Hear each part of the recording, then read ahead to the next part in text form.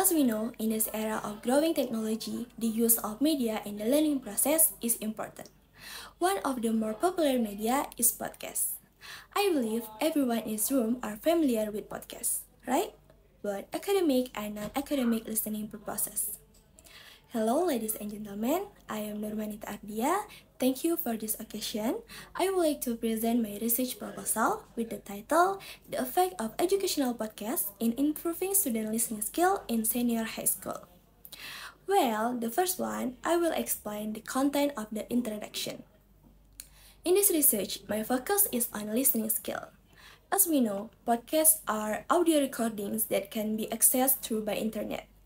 In learning listening skill, students need to practice regularly. But sometimes students feel bored with learning methods that are not interesting to them. Now, podcasts offer an interesting and easy way to learn, making students more motivated and interested in language learning. By providing interesting content, podcasts can stimulate student interest and motivation, making them more active in learning. Therefore, through this research, I want to be able to acknowledge how far podcasts can affect student listening skill, as well as how the strategies for using them to improve student listening skill. Okay, the second one is literature review. In 2018, research by Smith and Johnson showed that educational podcasts are convenient and engaging tools for delivering educational content. And in 2019, research by Lee et al.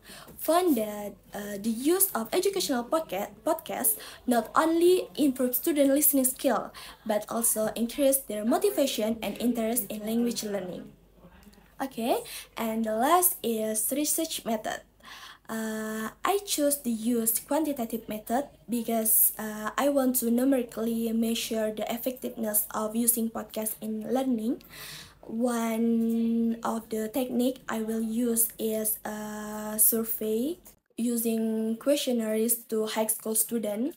This will help me collect data objectively regarding the change in their listening ability before and after the use of podcast. I will also give questionnaires to teachers to get their views on the effectiveness of using podcast in learning.